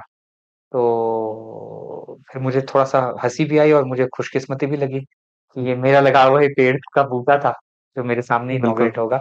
मगर ये दोनों जो आईटी पार्क्स हैं, ये शिमला में भी, शिमला का भी बहुत, आप कभी जाएंगे महली के साथ में, आप देखेंगे कि अभी मेरे पास आया था कि वहां पे बिजली मुहैया करानी है, ट्रांसफार्मर लगना है। ये ट्रांसफार्मर और बिजली तो तभी मुहैया होती है जब बिल्डिंग कंप्लीट हो जाती है। So it is about completion, both IT parks and both will be done in this tenure. Sir मैं अपना पर्सनल एक्सपीरियंस आपको बताऊं तो मैं भी इंजीनियरिंग बैकग्राउंड से हूँ और मेरी जॉब भी कहीं दूर लगी थी। आपको पता ही है हिमाचल जन्नत है और बाहर थोड़ा तबीयत वगैरह ख़राब हो जाती है। तो ऐसे करके कई ऐसे रोहन हो गए जो इन परिस्थिति करके यहाँ से बाहर नहीं गए और यहीं पे रह गए। और मेरे साथ भी यही हुआ है और ऐसे मेरे कई फ्रेंड्स हैं उनके साथ भी ऐसा ही हुआ है। तो यहाँ पे ये चीज़ खुलनी चाहिए। मैं पूरा वो करता हूँ आपसे, पूरी दरख्वास्त करता हूँ आपसे नहीं बिल्कुल ठीक कह रहे कि हैं। ये चीज़ होनी चाहिए जी जी। क्योंकि कईयों के पास इनकम होती नहीं है। तो मैं तो आपके चैनल से रिक्वेस्ट करूंगा कि अभी जब वो खुल जाएगा, आई विल इनवाइट यू, और मैं थैंक यू सो मच। आप सबको कोशिश करूंगा कि आप उसका वीडियो शूट करें और एक वीडियो प्रमोशनल बनाएं कि जो यूथ है वो कैसे एसटीपीआई में। और मैं वहाँ कोशिश भी कर रहा हूँ कि मैं 3-4 एंकर कंपनीज ले आऊँ, क्योंकि हर कोई स्टार्टअप, हर किसी ना करना चाहता है। कई लोग चाहते हैं कि यार 40,000 की मुझे जॉब मिल जाए। सो आई एम ऑल्सो घर के ट्राइंग, साथ मिल घर के जाए। साथ में। तो मैं चाह रहा हूँ कि वहां पे मैं कंपनी को भी इन्वाइट करूँ। अगर हमारे 5 फ्लोर्स हैं तो 2-3 फ्लोर स्टार्टअप के लिए रहने दें और 2-3 फ्लोर्स हम जो है एस्टैब्लिश कंपनीज को बनाएं। इनफैक्ट हमारे आगे वहाँ प्लॉट्स, जब एसटीपीआई फंक्शनल हो जाएगा तो अगले जो प्लॉट्स हैं वहाँ पे सरकार अब कुछ नहीं बनाएगी, क्योंकि हमारा एक्सपीरियंस पता लग गया कि जो 2016 में सैंक्शन आई थी वो 2025 की आज हम पूछ रहे हैं कि कब कंप्लीट होने वाला है। बिल्कुल। तो वो सरकार कुछ ना बनाए तो I will make a presentation. We have decided कि हम दिल्ली जाएंगे, चाहे वो टेक महिंद्रा है, चाहे वो टीसीएस है, चाहे वो गूगल है। तो हम उनको, क्योंकि जब एक इकोस्ट्रक्चर बनना शुरू हो जाता है, एक बहुत बड़ा आईटी पार्क बन गया जहाँ पे 2-3 हजार बच्चा काम कर रहा है, तो वो अगला भी जो है स्टेप, जो अगली उसकी लैंड है वो सब हमारे डिपार्टमेंट के पास ही है। हम अगले जो 2-3 उसकी जो प्लॉट्स हैं, वी विल ट्राई कि जो एस्टैब्लिश कंपनीज हैं, जो हमें रिक्वेस्ट तो बहुत आ रही हैं, मगर जो आ रही हैं वो जैसे पिछली सरकार में इन्वेस्टमेंट मीट हुई थी वैसी वैसी कंपनीज हैं। छोटे छोटे अभी बच्चे हैं कि जी हमें प्लॉट मुहैया करा दो, हम स्टार्टअप करेंगे और हमें इतनी बड़ी बिल्डिंग दे दो, तो we are not very sure कि वो कितनी जॉब्स जनरेट कर पाएंगे। तो जो एस्टैब्लिश कंपनीज हैं जिनका 1000-2000 करोड़ से ऊपर टर्नओवर है, वी विल ट्राई, चाहे वो गूगल हो, चाहे वो माइक्रोसॉफ्ट हो। और इनफैक्ट आप मानेंगे नहीं कि जो स्टेट में कंपनीज काम कर रही हैं, जो हमारे स्टेट में किसी ने टेंडर लिया है कुछ है, तो मैं तो पुश कर रहा हूँ उन्हें कि अगर आप हमारी स्टेट में काम कर रहे हैं तो हमारे हिमाचल में भी कोई ना कोई रोजगार जो है जनरेट किए।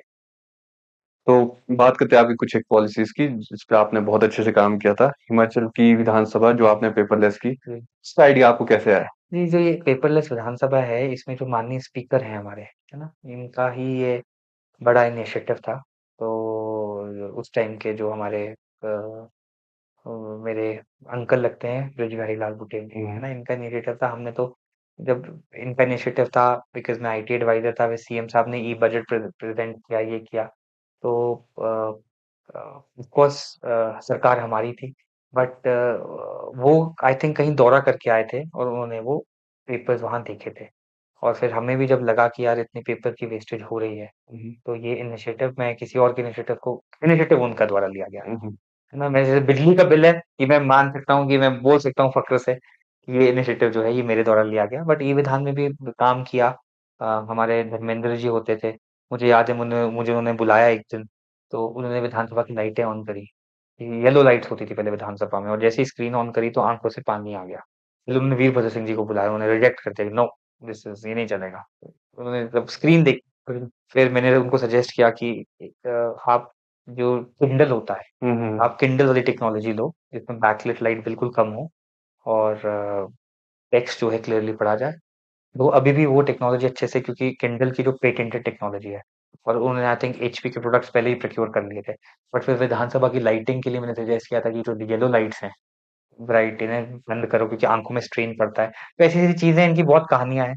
बट ये जो उस समय के स्पीकर थे ब्रिज बिहारी जी, उनको बहुत क्रेडिट जाता है कि वो भारत सरकार से इसकी फंडिंग भी लाए और उन्होंने परस्यू कराया। तो काफी ज्यादा ये सुना भी जा रहा है और काफी लोग कहते हैं कि जो गोकुल बुटेल जी हैं उनकी सैलरी सिर्फ 1 रुपीज है, जी जबकि जो एमपीज वगैरह वो 3 लाख प्लस शायद उनकी सैलरी अब हो जी चुकी है। जी। तो ये हमारे पास डेटा है कि आपने पूरे एक साल, अभी एक साल हम्म तक की नहीं, मैं सैलरी अभी भी सैलरी नहीं ले रहा, अभी अभी मैं भी नहीं ले रहे? अभी भी नहीं ले रहा। मैंने जो चिट्ठी थी उसमें मैंने वो फाइनेंशियल ईयर रखा लिखा था, क्योंकि मुझे लगा था कि अगले साल हिमाचल की वित्तीय स्थिति इंप्रूव हो जाएगी। बट अभी भी इंप्रूव नहीं हुई है।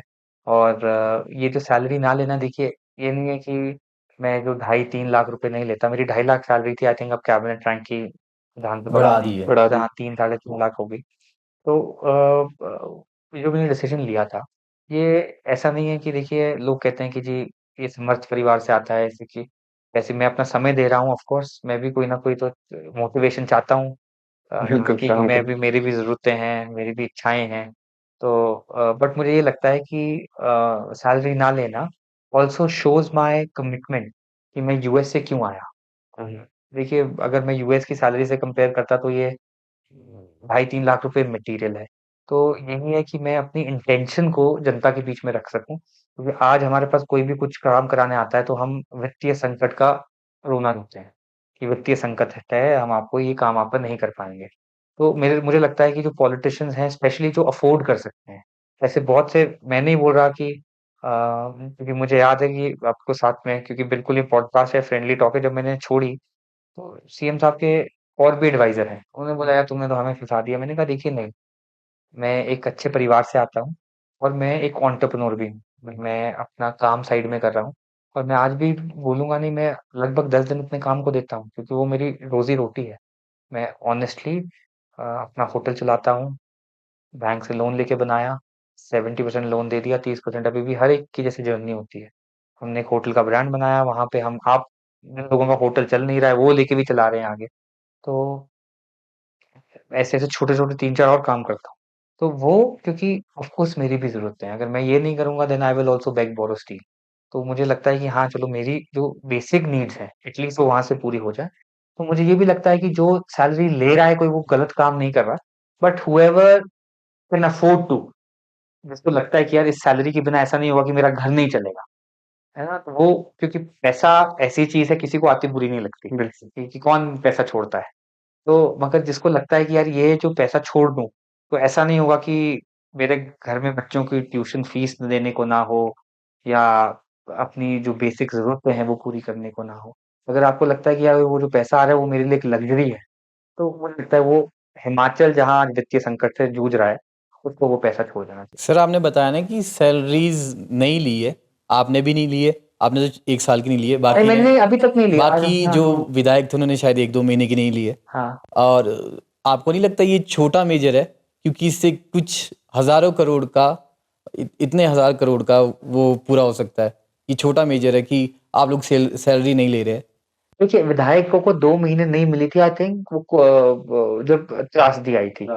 मैं तो त्रासदी से पहले ही, मेरे को पिछले फाइनेंशियल ईयर में, और ये भी जो फाइनेंशियल ईयर है, मैं आपको बता रहा हूँ कि इस बार भी मैंने डिसीजन लिया कि इस क्योंकि फाइनेंशियल वो बोल रहे हैं ना कि जो पॉलिसी थिंकर्स है बाहर के, वो बोल रहे हैं कि गवर्नमेंट सिर्फ दिखाने के लिए अपनी सैलरीज तो डिडक्ट कर रही है। जब हज़ारों करोड़ों की बात होती है तो 100-200 करोड़ कहीं मायने नहीं रखते। नहीं, देखिए ऐसा नहीं होता, देखिए बूंद-बूंद से घड़ा भरता है। और मैं दोबारा आपको ये नहीं बोला कि मेरी सैलरी ना लेने से कि हिमाचल से वित्तीय संकट से बाहर रह जाएगा। This is to show my commitment, कि आपकी कमिटमेंट क्या है? अगर आप एक एंटी ड्रग की रैली में जा रहे हैं, बोल रहे हैं से नो टू ड्रग्स, और खुद ही ड्रग्स ले रहे हैं, फिर तो वो आपकी कमिटमेंट क्या हुई? या आप ड्रग्स को बढ़ावा दे रहे हैं। आप अगर नशा मुक्ति केंद्र को आप कह रहे हैं कि शराब कोई ना पिए, शराब कोई ना पिए। आप ही रात को मॉल रोड में शराब पीते पाए जाए, तो फिर आपकी कमिटमेंट क्या रह जाएगी? तो मैं यही बोलना चाहता हूँ कि दिस इज़ नॉट, मैं नहीं मानता कि कोई बड़ा ड्रास्टिक मेजर है कि मेरे सैलरी ना लेने से हिमाचल में कोई बहुत ही बड़ी चीज़ हो जाएगी।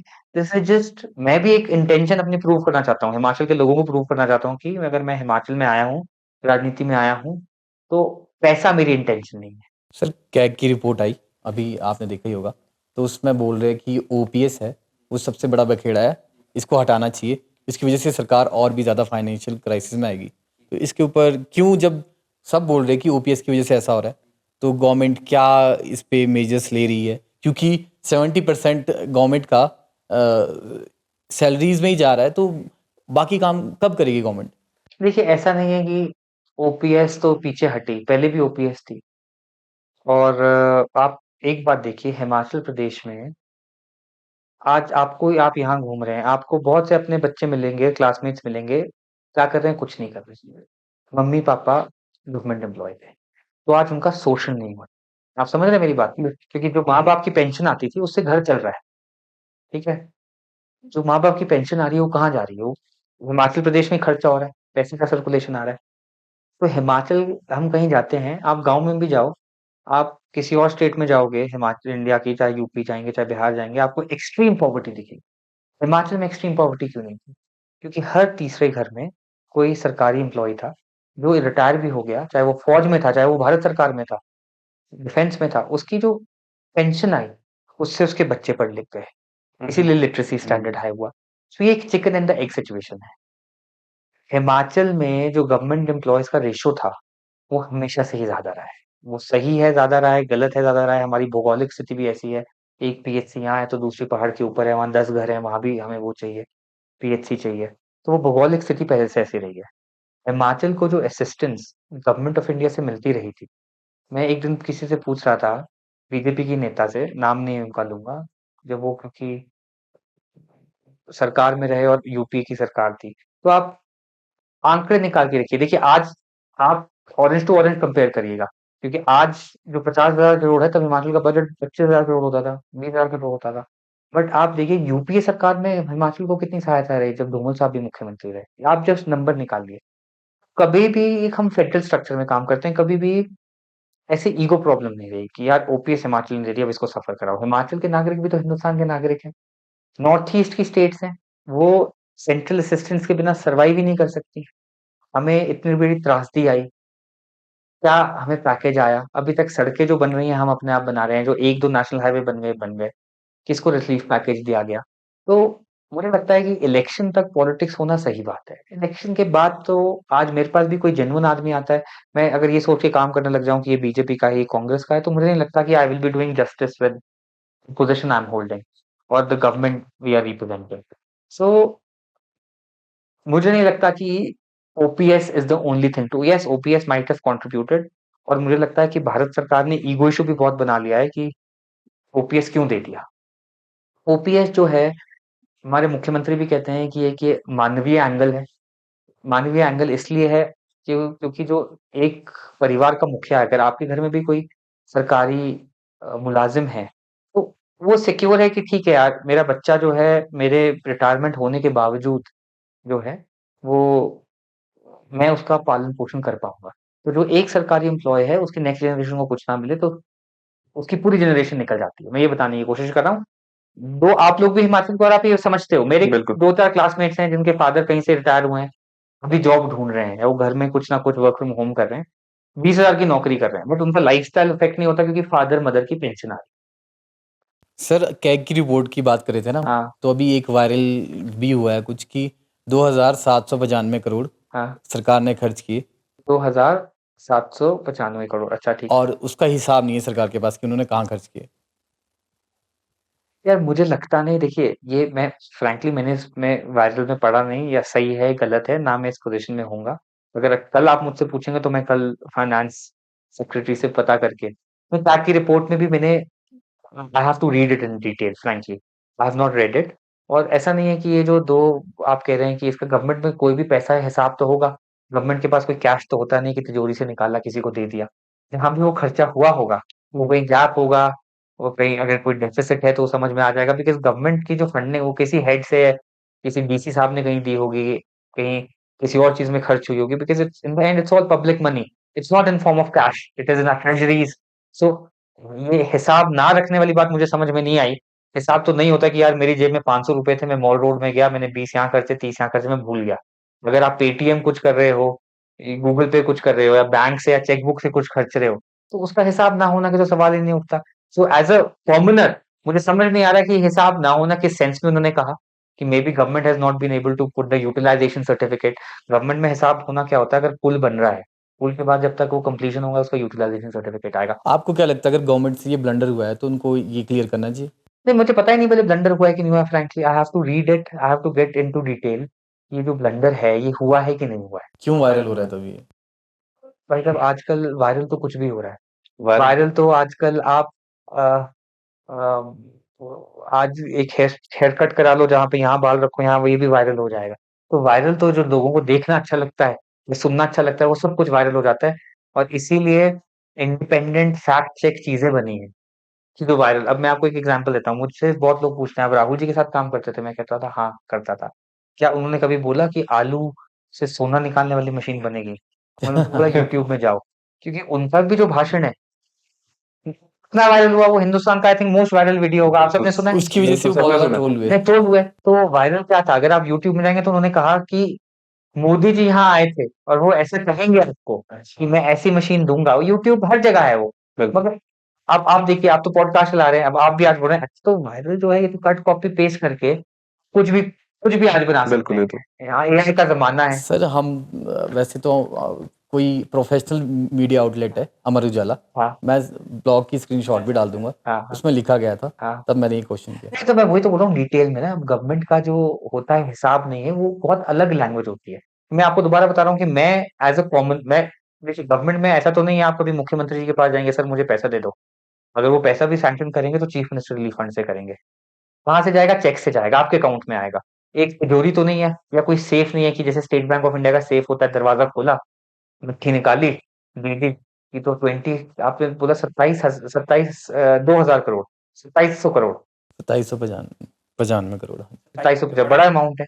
तो इसका कहाँ खर्च हुआ, कुछ हुआ, मे बी ये हो सकता है कि किसी और हेड का पैसा था, कहीं और खर्च हो गया, बट मैं नहीं मानता कि हिसाब ही नहीं है, ये जवाब जो है, ये मुझे समझ नहीं आता। आपका काफ़ी फ़ोकस रहता है डिजिटल जी। गवर्नेंस और यूथ एम्पावरमेंट पे। तो आप कुछ एक इनिशिएटिव बताना चाहेंगे जो हिमाचल की गवर्नमेंट अभी कर रही है यूथ के लिए?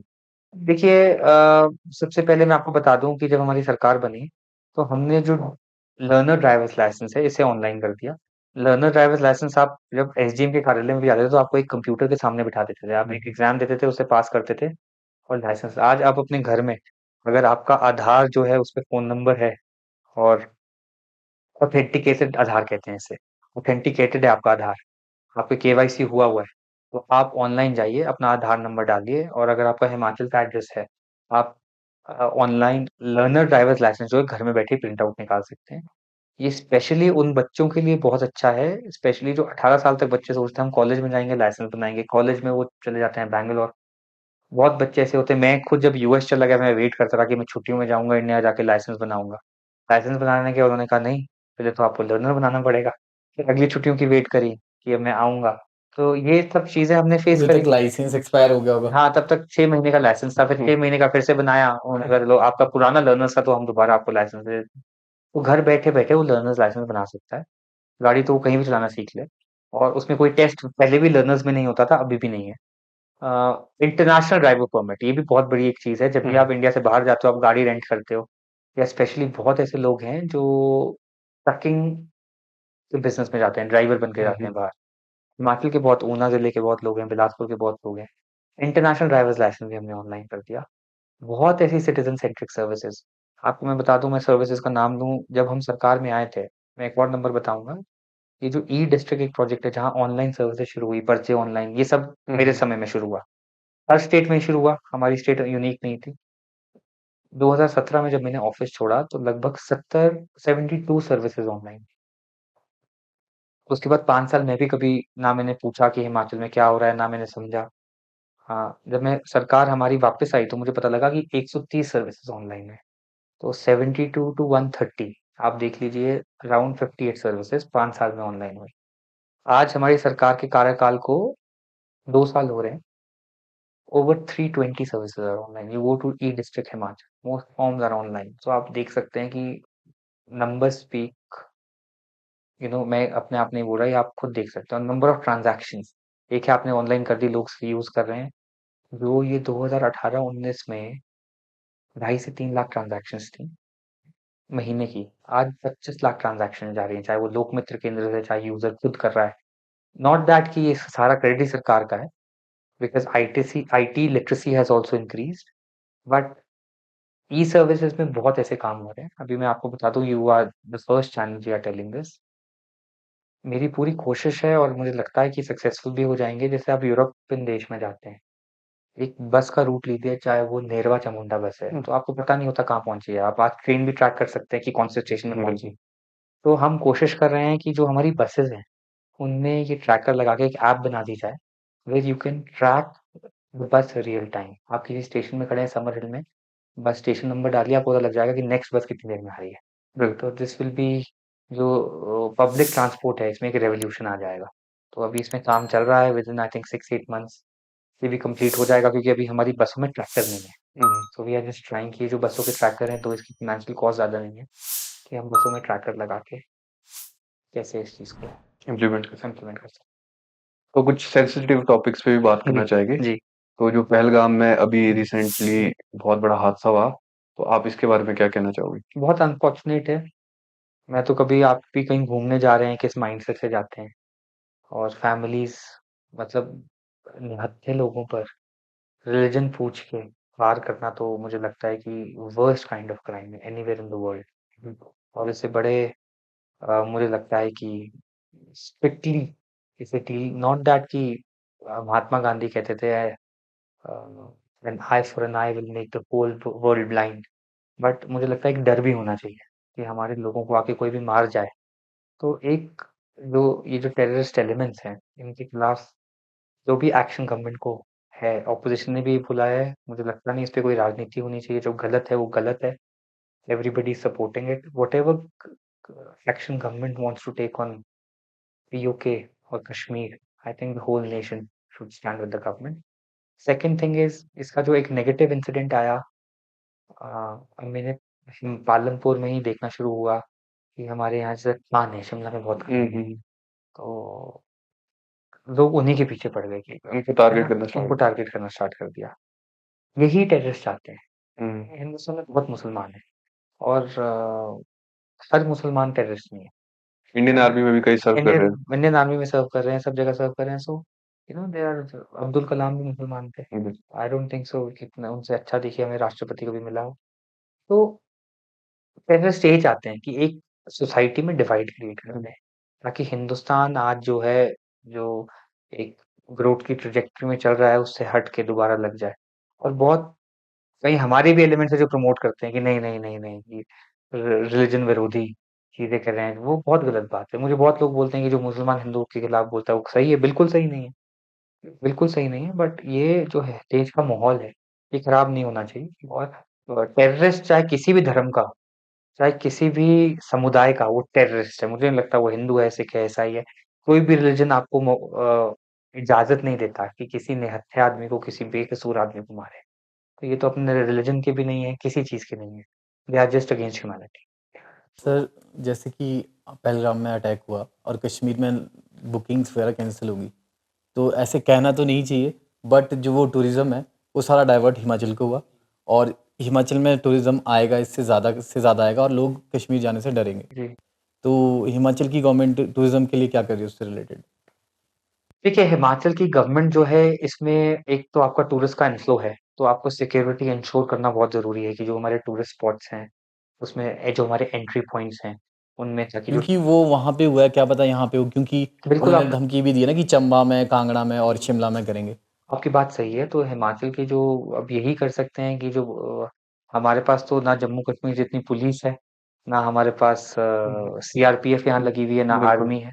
बट हिमाचल एक पीसफुल स्टेट है, तो भगवान से यही प्रे करेंगे कि ऐसा इंसिडेंट यहाँ ना हो और गवर्नमेंट अपनी तरफ से जितनी चौकसी कर सकती है।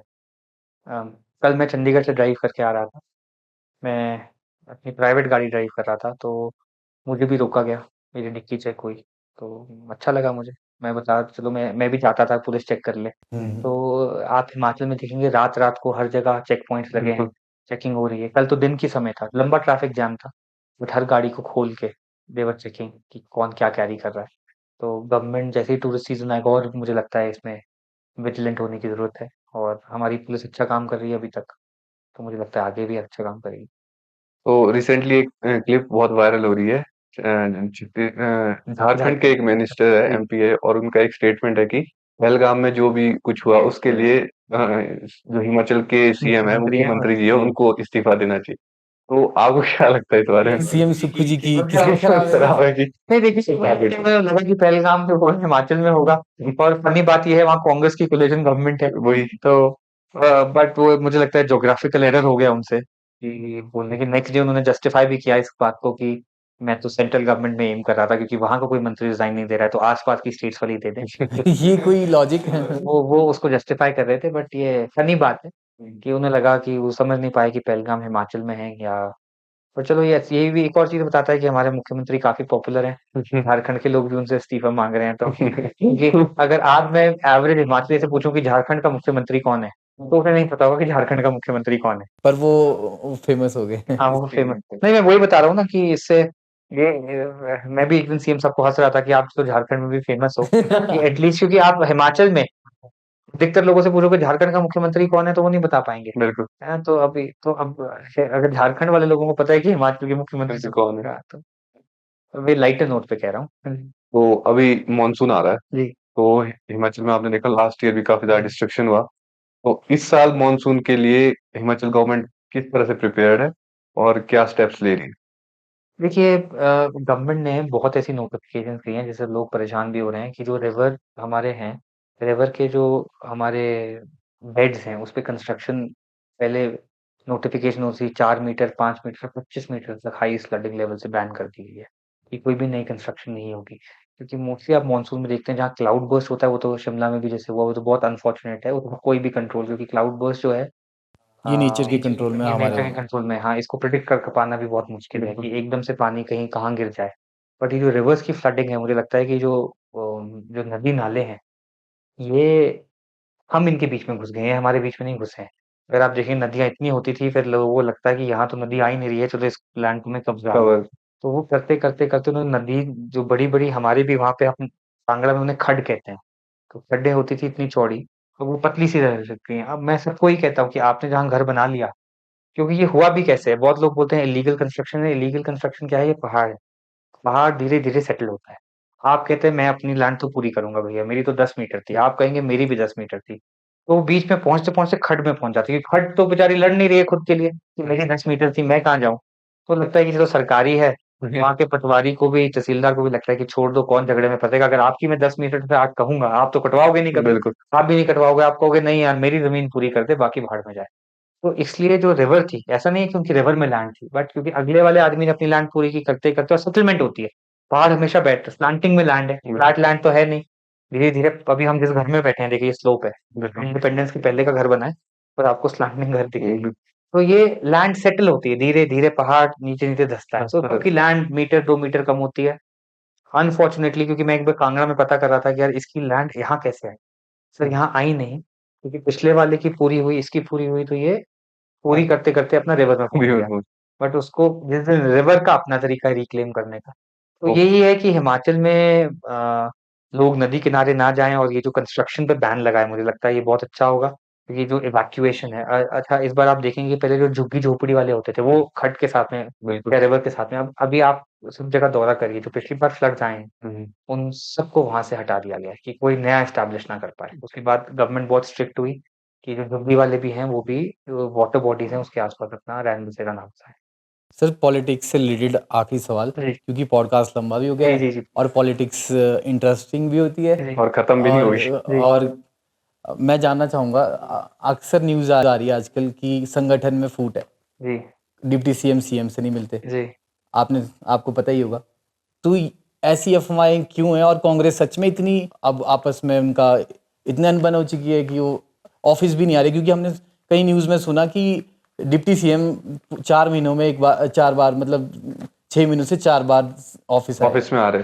मुझे लगता है क्योंकि मेरा कमरा जो है डिप्टी सीएम से ज़्यादा दूर नहीं है हुँ, और जब भी मैं दफ्तर जाता हूँ तो मुझे डिप्टी सीएम के घर का दफ्तर के बाद बहुत बड़ा रश दिख जाता है। ये जो 4 वाली जो घटना है इसका नंबर तो आपको सेक्रेटेरिएट से मिल जाएगा, ये बिल्कुल झूठ है। आज डिप्टी सीएम सेक्रेटेरिएट नहीं गए, जब ये खबर मैं भी सुबह आज जब दफ्तर जा रहा था, मैं पढ़ रहा था, फिर मैंने फ़ोन किया कि डिप्टी सीएम कहाँ है? बोले कैबिनेट में है। हुँ, तो हुँ। ये फिर मुझे कि वही मैं आपको बता रहा हूँ देखिए, और संगठन ये में जो बात प्रेसिडेंट है ये जो बात है, आज से 3 महीने पहले तक कि भाजपा में फूट, अध्यक्ष नहीं बन पा रहा, वहाँ पे नड्डा जी ऐसा बोल रहे हैं, अनुराग को मंत्रालय नहीं दिया, अनुराग को स्टेट प्रेसिडेंट लड़ रहे हैं। अब मीडिया के पास भाजपा की फूट बैकफुट पे हो गई।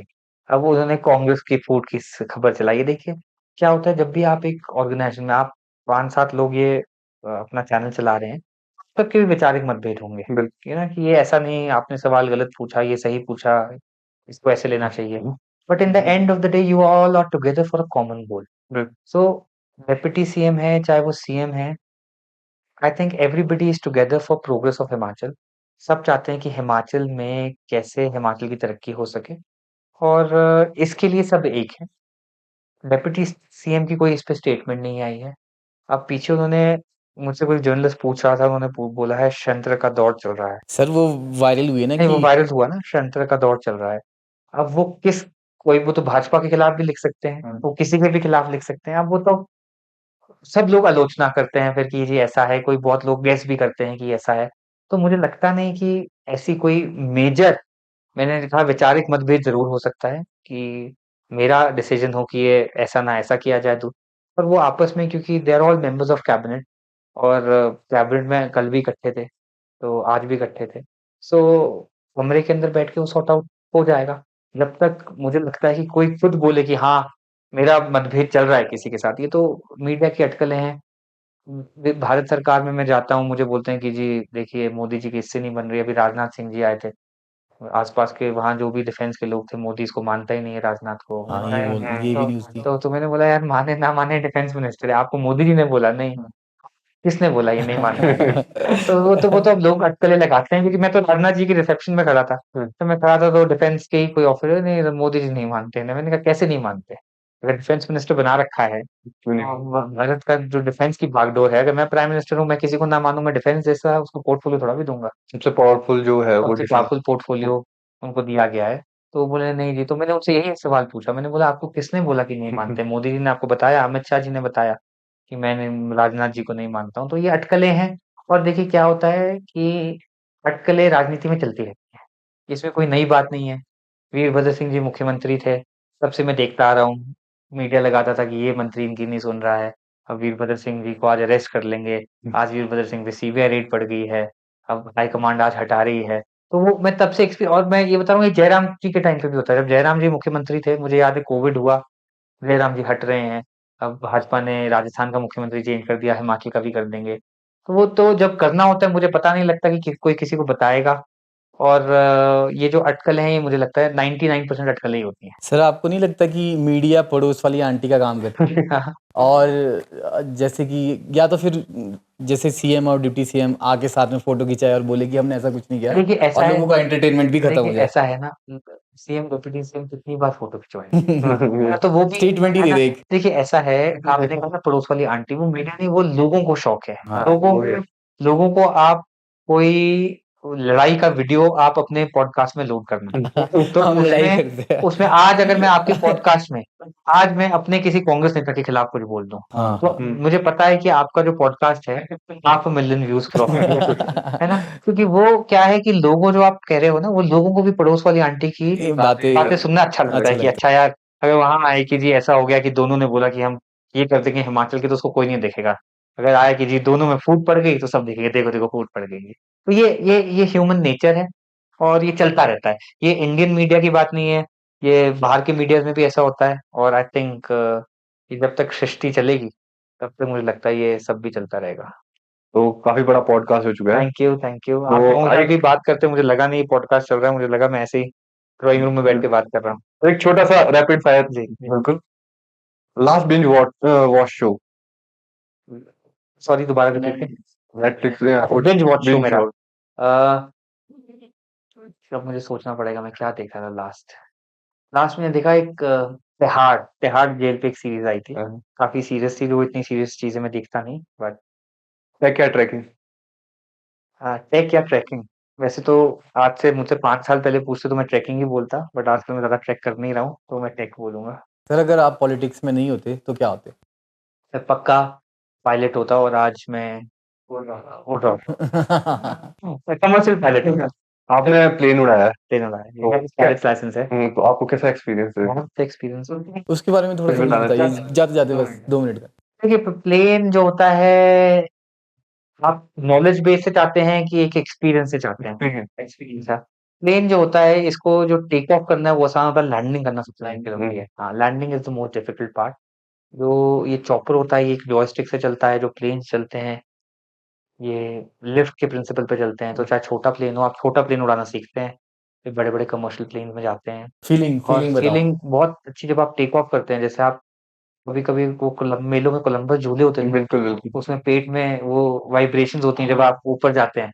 जब आप टेक ऑफ करते हैं कॉकपिट से, आपको वही वाइब्रेशन होती है। जब आप एज़ अ पैसेंजर बैठते हैं, तो आपका व्यू जो होता है, आपको तो सामने सीट दिख रही है बिल्कुल। ना। आप तब जब आप कॉकपिट पे बैठते हैं, तो आपको वो कोलंबस झूले वाली फीलिंग होती है कि आपको सामने रोड दिख रही है और आप ऊपर-ऊपर उड़ रहे एज हैं। अ पैसेंजर भी थोड़ी बहुत होती है, पर आपका अगर उसमें विजुअल जो है वो रिस्ट्रिक्टेड है। हम्म। जिस दिन आप कभी किसी प्लेन में बैठेंगे जिसमें आप वो सामने दिखेगा या साइडों में पूरा शीशे से दिखेगा, तो वो फीलिंग जो है वो आपको ऐसे ही लगेगी कि जैसे मैं एक पैराग्लाइडर में या किसी में उड़ रहा हूँ। सो बहुत अच्छा है।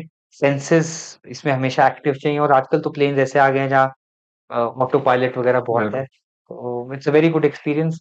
और मैं तो लोगों को कहूँगा जो प्लेन उड़ाते भी नहीं है, पिंजौर में फ्लाइंग क्लब है, दो उसकी प्लेन्स की कंडीशन बहुत अच्छी नहीं है, तो आप शौक के लिए भी फ्लाइंग सीख सकते हैं।